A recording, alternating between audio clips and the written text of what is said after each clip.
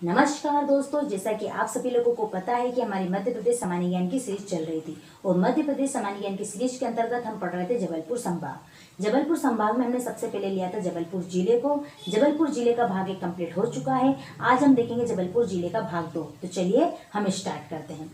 जबलपुर जिले की यदि हम बात करें तो प्रदेश के गठन के समय याद करो, राज्य पुनर्गठन आयोग 1956, फजल अली आयोग। उस समय हमने देखा था कि मध्य प्रदेश की राजधानी को भोपाल को बनाया गया था। मध्य प्रदेश की राजधानी किसे बनाया गया था? भोपाल को बनाया गया था। और उस समय भोपाल सीहोर जिले की तहसील हुआ करती थी। लेकिन जब राज्य पुनर्गठन आयोग ने जब प्रदेश का गठन किया था ना, तो उस समय जबलपुर को प्रदेश की राजधानी बनाना चाहा था। राज्य पुनर्गठन आयोग ने जब प्रदेश का गठन किया था ना, तो उस समय जबलपुर को प्रदेश की राजधानी बनाना चाहा था। तो यदि आपसे एग्जाम में क्वेश्चन पूछे कि राज्य पुनर्गठन आयोग ने प्रदेश के गठन के समय किस जिले को प्रदेश की राजधानी बनाना चाहा था, तो किसे बनाना चाहा था? जबलपुर को बनाना चाहा था। अब हम आगे देखते हैं मध्य प्रदेश का हाईकोर्ट। मध्य प्रदेश उच्च न्यायालय का हाईकोर्ट कहाँ पर स्थित है? जबलपुर में स्थित है। इसकी स्थापना कब हो गई थी? मध्य प्रदेश के गठन के साथ ही 1 नवंबर 1956 को इसकी स्थापना हो गई थी। इसका मुख्यालय जबलपुर में स्थित है। इसकी 2 खंडपीठ है, एक इंदौर में और एक ग्वालियर में। आजादी के पहले इसका मुख्यालय कहाँ था? नागपुर में था। या यूं कहें कि प्रदेश के गठन के पहले इसका मुख्यालय कहाँ था? नागपुर में था।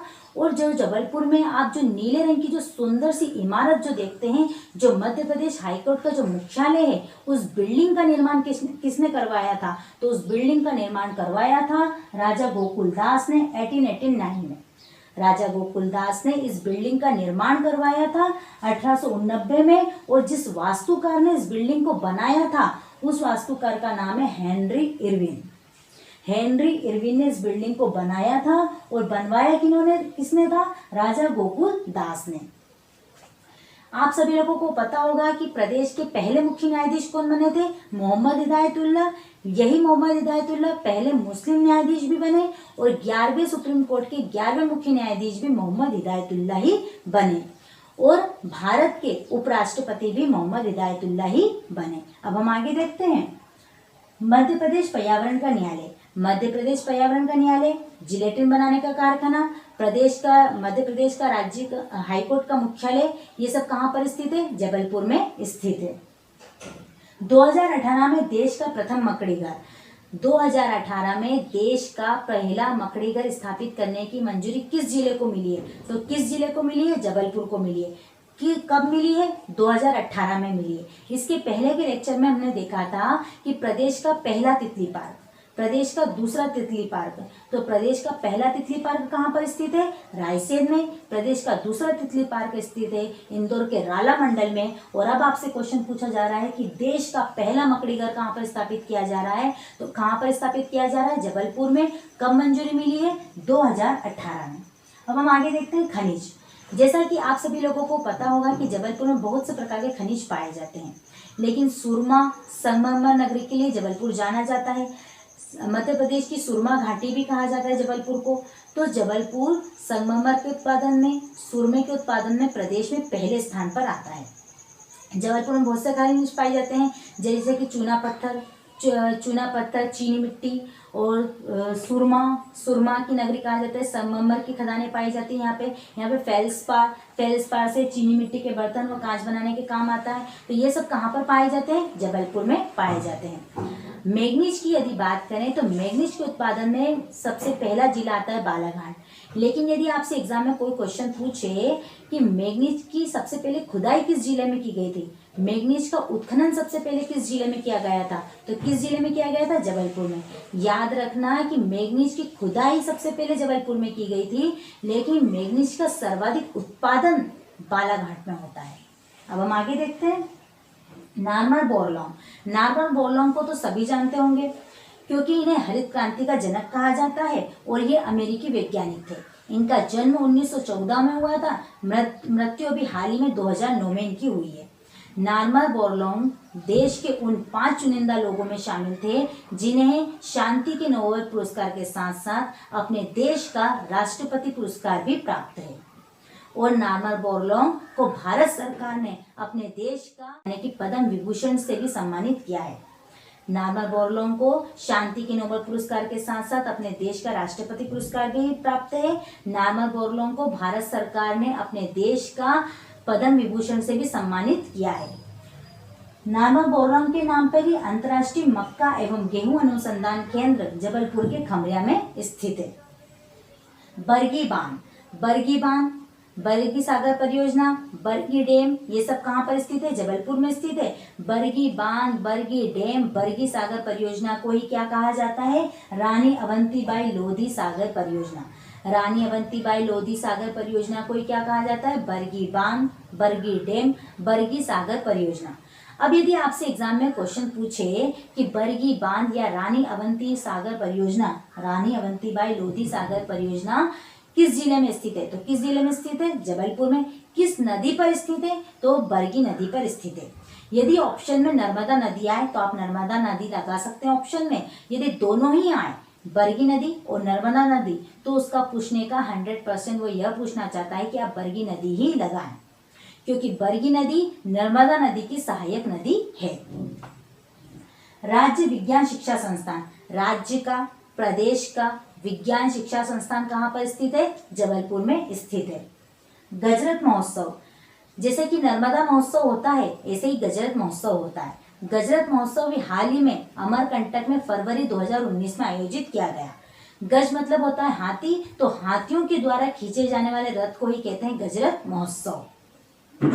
महात्मा गांधी राज्य ग्रामीण विकास संस्थान, महात्मा गांधी राज्य का ग्रामीण विकास संस्थान कहाँ पर स्थित है? जबलपुर में स्थित है। राज्य वन अनुसंधान संस्थान यानी कि state forest research institute, state forest research institute का वन संग्रहालय यानी कि फॉरेस्ट म्यूजियम है, ये कहाँ पर स्थित है? जबलपुर में स्थित है। अब यदि आपसे एग्जाम में क्वेश्चन पूछ लिया जाता कि स्टेट फॉरेस्ट मैनेजमेंट कहाँ पर स्थित है, तो मैनेजमेंट कहाँ आएगा? भोपाल। और स्टेट फॉरेस्ट रिसर्च यानी कि रिसर्च कहाँ पर होती है? जबलपुर में। तो इस स्टेट फॉरेस्ट रिसर्च इंस्टीट्यूट का एक वन संग्रहालय है यानी कि वन म्यूजियम है, और उस म्यूजियम का एक नाम है, और इस म्यूजियम का नाम बहुत ही कठिन है यदि आप याद ना करें तो इस म्यूजियम का नाम क्या है? अरण्य विधिका। अरण्य विधि का मतलब होता है जंगल। जंगल, इसको आप ऐसे याद रख सकते हैं कि मध्य प्रदेश एक बहुत बड़ा जंगल है। इसका मैनेजमेंट कहाँ से होता है? भोपाल से होता है, क्योंकि भोपाल क्या है? मध्य प्रदेश की राजधानी है। तो मध्य प्रदेश के जंगल का मैनेजमेंट तो भोपाल से होता है, इसलिए वन मैनेजमेंट यानी कि वन प्रबंधन संस्थान कहाँ पर स्थित है? भोपाल में स्थित है। और वन रिसर्च संस्थान कहाँ पर स्थित है? जबलपुर में स्थित है। और इस वन संग्रहालय यानी कि वन म्यूजियम का नाम क्या है? अरण्य विधिका।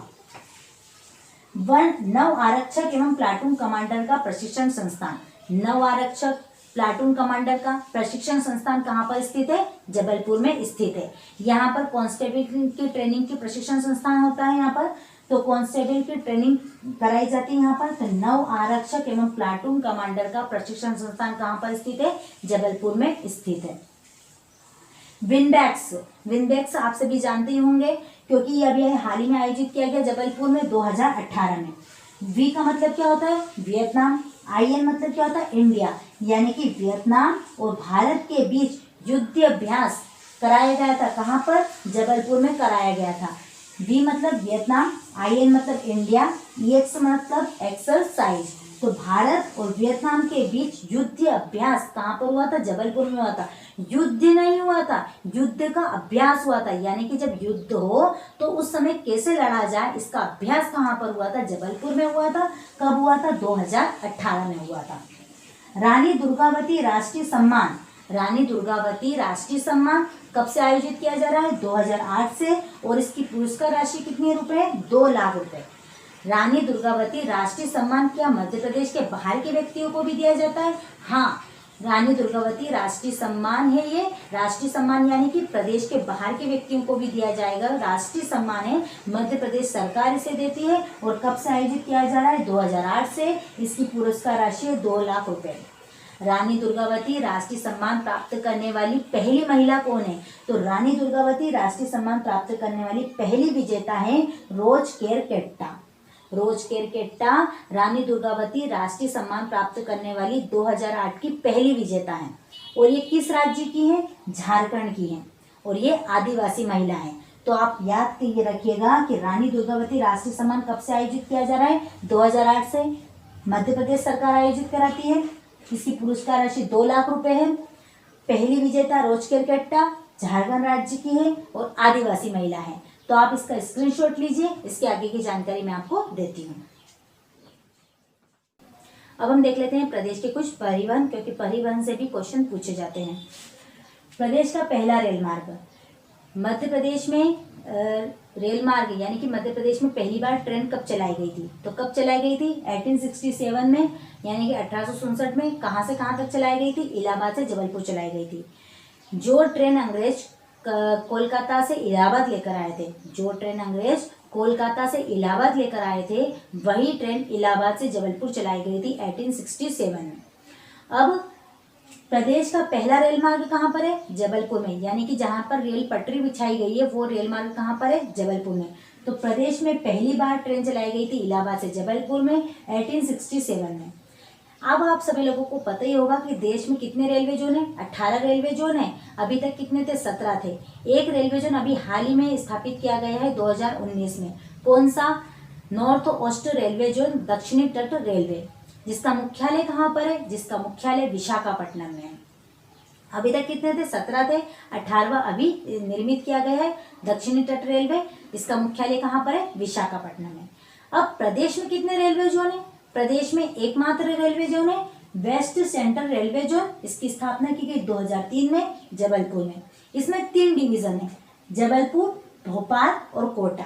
अब आप कहेंगे कोटा, हाँ, कोटा राजस्थान वाले क्षेत्र को ही, मतलब जो रतलाम वाला जो जंक्शन है रतलाम वाला, ये जबलपुर के पश्चिमी रेलवे में आता है। तो पश्चिमी तट रेलवे, यानी कि इसका हिंदी में बोलेंगे तो पश्चिमी मध्य रेलवे, पश्चिमी मध्य railway west central railway zone की स्थापना कब की गई? 2003 में जबलपुर में। इसमें 3 डिवीजन है, जबलपुर खुद, जबलपुर, भोपाल और कोटा। प्रदेश का पहला वाईफाई युक्त स्वचालित रेलवे फाटक, इसमें ऐसी सुविधा है कि रेल आने पर स्वतः ही फाटक बंद हो जाएगा और रेल जाने पर स्वतः ही फाटक खुल जाएगा और आप यहाँ पर खड़े होकर वाईफाई का उपयोग भी कर सकते हैं। ये कहाँ पर है? जबलपुर में स्थापित है। राष्ट्रीय राजमार्ग 7 और राष्ट्रीय राजमार्ग 12 यहीं से गुजरते हैं। हवाई अड्डे की यदि बात करें तो डुमना हवाई अड्डे को ही कहा जाता है रानी दुर्गावती हवाई अड्डा। यदि आपसे एग्जाम में क्वेश्चन पूछे कि डुमना हवाई अड्डा कहाँ पर स्थित है, तो कहाँ पर है? जबलपुर में। रानी दुर्गावती हवाई अड्डा कहाँ पर स्थित है? कहाँ पर स्थित है? जबलपुर में। क्योंकि रानी दुर्गावती हवाई अड्डे को ही क्या कहा जाता है? डुमना हवाई अड्डा। यदि हम खेल की बात करें तो खेल के कुछ एसोसिएशन है यहाँ पर, उनकी बात कर लेते हैं। मध्य प्रदेश का बैडमिंटन एसोसिएशन का मुख्यालय, मध्य प्रदेश का बैडमिंटन एसोसिएशन का मुख्यालय कहाँ पर स्थित है? जबलपुर में। इसकी स्थापना कब की गई थी? 1946 में, यानी कि 1946 में इसकी स्थापना की गई थी। कहाँ पर की गई थी? जबलपुर में। बैडमिंटन यानी कि जो फुद्दी बैट आप खेलते हैं, फुद्दी बैट जो खेलते हैं, उसका बैडमिंटन एसोसिएशन का मुख्यालय कहाँ पर है? जबलपुर में है। इसकी स्थापना की गई थी 1946 में। टेबल टेनिस एसोसिएशन, छोटे बैट से जो आप गेंद से खेलते हैं, तो टेबल टेनिस एसोसिएशन कहाँ पर है? जबलपुर में। इसकी स्थापना कब की गई थी? 1956 में की गई थी। एकलव्य तीरंदाजी अकादमी, एकलव्य तीरंदाजी अकादमी कहाँ पर स्थित है? जबलपुर में। इसकी स्थापना भी हाल ही में की गई 2013 में। अब स्टेडियम की यदि बात करें, क्योंकि इन खेलों को तो इंडोर ही खेला जाता है, कमरे के अंदर ही खेल लिया जाता है, और यहाँ पर कुछ प्रमुख स्टेडियम है। अशोक पटेल स्टेडियम, पंडित रविशंकर शुक्ल स्टेडियम, मध्य प्रदेश का hockey stadium, Shivaji Maharaj stadium और रानी ताल क्रिकेट स्टेडियम। ये सारे ही स्टेडियम जबलपुर में स्थित है। कौन कौन से? अशोक पटेल स्टेडियम, पंडित रविशंकर शुक्ल स्टेडियम, मध्य प्रदेश का हॉकी स्टेडियम और शिवाजी महाराज स्टेडियम और रानी ताल क्रिकेट स्टेडियम कहाँ पर स्थित है? जबलपुर में स्थित है। रानी ताल क्रिकेट स्टेडियम रानी दुर्गावती के ही नाम पर बनाया गया है। आपको पता ही है, रानी दुर्गावती ने 3 ताल बनवाए थे, अपने नाम पर रानी ताल, अपने वजीर आधार सिंह के नाम पर आधार ताल और अपनी दासी चेरी के नाम पर चेरी ताल का निर्माण करवाया था। अब मध्य प्रदेश के कुछ प्रमुख खिलाड़ी जिन्होंने अपना नाम, देश का नाम, देश विदेश में नाम रोशन किया है, उन खिलाड़ियों के बारे में बात कर लेते हैं, क्योंकि इन्होंने अभी हाल ही में अपना नाम रोशन किया है, तो ये करंट की न्यूज में आ जाता है। मुस्कान किरार, मुस्कान किरार का संबंध किस खेल से है? तो किस खेल से है? तीरंदाजी से यानी कि आर्चरी से है। इनका संबंध किस जिले से है? तो किस जिले से? जबलपुर जिले से है। श्रेया अग्रवाल, श्रेया अग्रवाल का संबंध भी जबलपुर जिले से है और इनका संबंध किस खेल से है? तो इनका संबंध है निशानेबाजी, निशानेबाजी यानी कि शूटिंग से है। अनीता देवी, अनीता देवी का संबंध किस जिले से है? जबलपुर से ही है और इनका संबंध यदि पूछे किस खेल से है तो इनका संबंध है साइकिलिंग से। अब यहाँ पर एक बात नोट करने वाली है दोस्तों कि मुस्कान किरार, श्रेया अग्रवाल और अनीता देवी इन तीनों को ही एकलव्य 2018 दिया गया है। एकलव्य अवार्ड 2018 मुस्कान किरार, श्रेया अग्रवाल और अनीता देवी को दिया गया है। क्या एकलव्य अवार्ड मध्य प्रदेश के बाहर के व्यक्तियों को भी दिया जाता है? नहीं, एकलव्य अवार्ड मात्र मध्य प्रदेश के मूल निवासियों को दिया जाता है और उन व्यक्तियों को दिया जाता है जिनकी उम्र 19 साल से कम होती है। एकलव्य अवार्ड मध्य प्रदेश के मूल निवासियों को दिया जाता है और जिनकी उम्र 19 वर्ष से कम होती उन्हें दिया जाता है। एकलव्य अवार्ड में अभी मतलब एकलव्य अवार्ड का प्रारंभ कब से किया गया? 1994 से किया गया। उस समय इसमें मात्र 20,000 रुपये मिलते थे और 2013 तक इसमें 25,000 रुपये और अभी हाल ही में इसमें 50,000 रुपये दिए जाते हैं। मुतुम इवोचमा सिंह, मुतुम इवोचमा सिंह, इनका संबंध साइकिलिंग से है। अब ये क्या है? कोच है। तो ये हमें कैसे मालूम पड़ता है? क्योंकि इन्हें मिला है विश्वामित्र अवार्ड 2018। तो विश्वामित्र अवार्ड खेल प्रशिक्षकों को दिया जाता है, जो खेल सिखाते हैं उन्हें दिया जाता है। तो ये साइकिलिंग के क्या है? प्रशिक्षक के कोच हैं। इन्हें अवार्ड मिला 2018 में और विश्वामित्र अवार्ड प्रारंभ हुआ था 1994 में और इसकी पुरस्कार राशि है 1 लाख रुपए। अब प्रदेश की कुछ, मध्य प्रदेश की जबलपुर की कुछ पत्र पत्रिकाएं देख लेते हैं, क्योंकि प्रदेश में पत्र पत्रिकाओं से भी क्वेश्चन पूछे जाते हैं। कृषक चेतना, कृषक चेतना कहाँ से प्रकाशित होती है? जबलपुर से प्रकाशित होती है। नर्मदा ज्योति, कृषक चेतना, नर्मदा ज्योति, देशबंधु। दैनिक लोकमत, कृषक चेतना, नर्मदा ज्योति, देशबंधु, दैनिक लोकमत, मेमदीप। लोक सेवा, युग धर्म, पहल, प्राची, तीसरा पक्ष, श्री शारदा, शुभचिंतक, छात्र सहोदर, प्रहरी, भारत वार्ता। श्री शारदा, शुभचिंतक, छात्र सहोदर, प्रहरी, भारत वार्ता। दोस्तों ये भारत वार्ता है। भारत भ्राता यदि हो जाता तो आंसर रीवा हो जाता। भारत वार्ता यानी कि वार्तालाप, तो वार्तालाप कहाँ पर होती है? जबलपुर में। तो जबलपुर प्रकाशित करता है भारत वार्ता पत्रिका और भारत भ्राता प्रकाशित करता है रीवा। ठीक है, तो भारत वार्ता प्रकाशित कहाँ से होती है? जबलपुर से प्रकाशित होती है। दो और महत्वपूर्ण पत्र पत्रिकाएं हैं जिन्हें आप जानते हैं, वनधन पत्रिका और वानिकी संदेश। वनधन पत्रिका और वानिकी संदेश कौन प्रकाशित करता है? आपको पता है, राज्य वन अनुसंधान संस्थान। तो राज्य वन अनुसंधान संस्थान ही प्रकाशित करता है वनधन पत्रिका और वानिकी संदेश। अब आप मुझे कमेंट बॉक्स में कमेंट कर बताएंगे कि राज्य का वन अनुसंधान संस्थान का वन संग्रहालय यानी कि फॉरेस्ट म्यूजियम का नाम क्या है? राज्य का वन अनुसंधान संस्थान यानी कि फॉरेस्ट म्यूजियम जो है उसका नाम क्या है? आप मुझे कमेंट बॉक्स में कमेंट कर जरूर बताएंगे। तो आप इसका स्क्रीनशॉट लीजिए, इसके आगे की जानकारी हम देखते हैं। अब देख लेते हैं जबलपुर जिले के कुछ पर्यटक स्थल। मैंने आपको पहले बताया था कि रानी दुर्गावती ने अपने नाम पर रानी ताल, अपने वजीर आधार सिंह के नाम पर आधार ताल और दासी चेरी के नाम पर चेरी ताल बनवाया था। यहीं पर स्थित है हनुमान ताल। यहाँ पर बड़ा जैन मंदिर भी स्थित है। अब आगे देखते हैं रानी दुर्गावती की समाधि, रानी दुर्गावती विश्वविद्यालय, रानी दुर्गावती हवाई अड्डा, रानी दुर्गावती की समाधि, ये सब कहाँ पर स्थित है? जबलपुर में स्थित है। रानी दुर्गावती का संग्रहालय यानी कि म्यूजियम भी कहाँ पर स्थित है? जबलपुर में ही स्थित है। रानी दुर्गावती का दुर्ग यानी कि किला भी कहाँ पर स्थित है? जबलपुर में ही स्थित है। भेड़ाघाट में धुआंधार जलप्रपात, निदान फॉल, ये सब कहाँ पर स्थित है? जबलपुर में ही स्थित है। कंकाली माता का मंदिर, कंकाली माता का मंदिर जबलपुर में स्थित है, लेकिन कंकाली देवी का मेला कहाँ पर लगता है? शहडोल में लगता है। 64 योगिनी मंदिर, 64 योगिनी मंदिर को ही गोलकी मठ कहा जाता है। इसकी स्थापना 10वीं शताब्दी के कलचुरी शासकों ने करवाई थी और यहाँ पर भगवान शिव और पार्वती की विवाहित मूर्तियाँ विराजमान हैं। देखिए, आपको मेरे साथ मध्य प्रदेश की सीरीज में बने रहना होगा, तभी आपके डाउट क्लियर होंगे। क्योंकि मध्य प्रदेश में कुल 364 योगिनी मंदिर है। एक है जबलपुर में, दूसरा है मुरैना में और तीसरा है खजुराहो में। जबलपुर के 64 योगिनी मंदिर का निर्माण 10वीं शताब्दी के कलचुरी शासकों ने करवाया था। आगे देखते हैं त्रिपुरी का सुंदरी मंदिर। त्रिपुरी का सुंदरी मंदिर कांग्रेस का जो अधिवेशन हुआ था 1939 का, वो यहीं पर हुआ था। पंचमठा जबलपुर में ही स्थित है। बाजना मठ, मोती महल, मदन महल, पिसनहारी की मड़िया, कचनार सिटी मंदिर, गुप्तेश्वर मंदिर, ये सब कहाँ पर स्थित है? जबलपुर में ही स्थित है। बंदरपूदनी एक ऐसी जगह है जहाँ पर नर्मदा नदी बहुत ही सक्रिय हो गई है, जिससे एक पहाड़ी से दूसरी पहाड़ी पर आसानी से कूद के बंदर पार कर लेते एक ही छलांग में, इसलिए इसका नाम क्या पड़ा? बंदरपूदनी पड़ा। बैलेंसिंग रॉक, एक बहुत ही बड़ी पहाड़ी पर बिल्कुल चट्टान के बिल्कुल किनारे पर एक बहुत ही बड़ा पत्थर रखा हुआ है।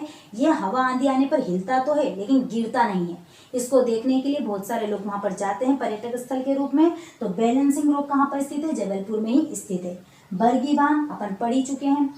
कच्चा मच्छा पुरातत्व स्थल, कच्चा मच्छा पुरातत्व स्थल कहाँ पर स्थित है? जबलपुर में ही स्थित है। नर्मदा गो कुंभ मेला, गो यानी कि गाय, तो नर्मदा गो कुंभ मेला कहाँ आयोजित किया जाता है? जबलपुर में ही आयोजित किया जाता है। आगे देखते हैं घाट। कुछ प्रमुख प्रसिद्ध घाट है जो कि एग्जाम में पूछे जाते हैं। ग्वारी घाट, लम्हेटा घाट, झांसी घाट। झांसी घाट का नाम सुनते ही ग्वालियर मत चले जाना। झांसी घाट कहाँ पर स्थित है? जबलपुर में स्थित है। दरोगा घाट, सरस्वती घाट, जंतरा घाट, गोरैया घाट, उमा घाट। उमा नाम माता पार्वती का नाम है, इसलिए भगवान भोलेनाथ को भोले शंकर महादेव यानी कि है ना भोले शंकर महादेव कहा जाता है। उमा शंकर महादेव कहा जाता है, इसलिए भगवान भोलेनाथ को क्या कहा जाता है? उमा शंकर महादेव कहा जाता है। भटोली घाट, सिद्ध घाट, तिलवारा घाट। तिलवारा घाट बहुत ही प्रसिद्ध है क्योंकि यहाँ पर गांधी जी की अस्थियों का विसर्जन किया गया था। इसी के पास में शहीद स्मारक है जहाँ पर गांधी जी की स्मृति बनवाई गई है, जो कि गांधी जी की स्मृति में बनवाया गया था। प्रसिद्ध व्यक्ति सेठ गोविंद दास, ये कवि और राजनेता रहे। अमृतलाल बेगड़, इन्हें नर्मदा पुत्र कहा जाता है क्योंकि इनका जन्म जबलपुर में हुआ है। इन्हें हिंदी के अलावा मराठी और गुजराती भाषाएं भी आती थी जिसमें इन्होंने लेखनी कार्य किया है। इनकी कुछ प्रमुख पत्र पत्रिकाएं हैं जैसे कि नर्मदा तुम कितनी सुंदर हो, अमृत की देवी नर्मदा, सौंदर्य की देवी माँ नर्मदा, है ना, Narmada the river of Joy, Narmada the river of beauty, और भी बहुत सी कुछ पत्र पत्रिकाएं हैं, इसलिए अमृतलाल बेगड़ को नर्मदा पुत्र के नाम से जाना जाता है। हरिशंकर परसाई, जिसने भी हिंदी पढ़ी है उसने हरिशंकर परसाई को तो जानता ही होगा। तो हरिशंकर परसाई का भी संबंध किस जिले से? जबलपुर जिले से है। सुभद्रा कुमारी चौहान का जन्म तो उत्तर प्रदेश में हुआ, शादी इनकी खंडवा में हुई। इनके पति का नाम लक्ष्मण सिंह है। अब आप ये सोच रहे होंगे कि सुभद्रा कुमारी चौहान का जन्म उत्तर प्रदेश में हुआ, शादी इनकी खंडवा में हुई, इनके पति का नाम लक्ष्मण सिंह है, तो सुभद्रा कुमारी चौहान का नाम जबलपुर में क्यों लिखा? क्योंकि सुभद्रा कुमारी चौहान, सेठ गोविंद दास और द्वारका प्रसाद मिश्र यानी कि पंडित द्वारका प्रसाद मिश्र ने जबलपुर की धरा से झंडा सत्याग्रह में भाग लिया था 1923 में, इसलिए ही मैंने इनका नाम यहाँ पर लिखा है। आगे देखते हैं द्वारका प्रसाद मिश्र। ऐसे पूर्व मुख्यमंत्री का नाम बताइए जिनका जन्म जबलपुर में हुआ। तो किनका नाम जन्म हुआ है? पंडित द्वारका प्रसाद मिश्र का। इन्हीं को कहा जाता है डीपी मिश्र। ऐसे मुख्यमंत्री का नाम बताइए जिन्हें इतिहास में आधुनिक चाणक्य के नाम से जाना जाता है। पंडित द्वारका प्रसाद मिश्र को ही आधुनिक चाणक्य कहा जाता है। अर्जुन रामपाल फिल्म अभिनेता है, आरक्षक फिल्म में भी इन्होंने काम किया है। तो अर्जुन रामपाल का जन्म किस जिले में हुआ? जबलपुर जिले में हुआ है। जया भादुड़ी जया बच्चन का जन्म जबलपुर में हुआ। इनकी कर्मस्थल भोपाल रहा है, यानी कि स्कूली शिक्षा दीक्षा इनकी भोपाल में हुई है। रघुवीर यादव लगान फिल्म में जिसने भूरा का किरदार किया था, वह रघुवीर यादव का जन्म जबलपुर में हुआ है। एक गाना बड़ा प्रसिद्ध हुआ था, महंगाई डायन खाए जाते, वह गाना रघुवीर यादव ने ही गाया है। आगे देखते हैं जादूगर आनंद को तो कौन नहीं जानता होगा। कबूतर से हाथी बना देना, इंसान को गायब कर देना, सर्कस के टेंट गायब कर देना, खुद गायब हो जाना, ऐसे बड़े बड़े करतब करने वाले जादूगर आनंद ने 36 देशों में 30,000 से भी ज़्यादा शो किए हैं। जादूगर आनंद का नाम पूरी दुनिया में प्रसिद्ध है। इन्हीं के पुत्र हैं जादूगर आकाश, ये भी जादू दिखाते हैं। आदेश श्रीवास्तव का संबंध भी जबलपुर से है, ये संगीतकार है। टॉम अल्टर का भी संबंध जबलपुर से रहा है। किरण खेर, अनुपम खेर की पत्नी किरण खेर की कर्मस्थली रहा है, यानी कि इनकी स्कूली शिक्षा दीक्षा जबलपुर में हुई है। तो आज के लेक्चर में आपने जाना जबलपुर के घाट, प्रसिद्ध व्यक्ति, पर्यटक स्थल और यहाँ के प्रसिद्ध प्रमुख खिलाड़ी, प्रसिद्ध स्टेडियम और भी बहुत कुछ चीज़ों के बारे में आपने जाना। तो जबलपुर जिले के जिसने भी ये दोनों वीडियो देख लिए हैं, भाग 1 और भाग 2, उनका एक भी पॉइंट इस वीडियो से बाहर नहीं जाएगा। तो ये हो गई आपकी जबलपुर जिले की संपूर्ण जानकारी। अब हम मिलेंगे जबलपुर संभाग के एक नए जिले के साथ। तब तक पढ़ते रहिए, अपना ख्याल रखिए। धन्यवाद।